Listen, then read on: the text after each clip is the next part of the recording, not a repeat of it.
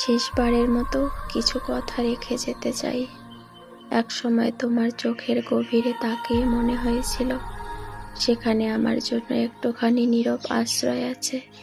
ক্লান্ত পথিকের মতো ফিরে এসে থামার একটি স্থান, যেখানে কোনো ভান নেই, কোনো অভিনয় নেই, শুধু নির্ভেজাল থাকা। আমি বিশ্বাস করেছিলাম তোমার সামনে দাঁড়িয়ে আমাকে আর অন্য কারো মতো হতে হবে না, আমি আমার মতোই যথেষ্ট। কিন্তু সময় তার ধীর অনিবার্য পাঠে বুঝিয়ে দিল, সব দৃষ্টি সত্যের আলো বহন করে না। কিছু চোখ শুধু মায়ার আভা ছড়িয়ে দেয়, আর সহজ হৃদয় সেই ক্ষণস্থায়ী আলোকেই চিরন্তন ভেবে ভুল করে বসে।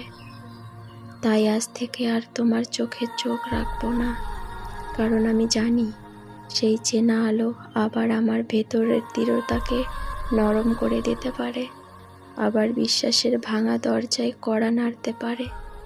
আর আমি আর ভাঙতে চাই না নিজেকে।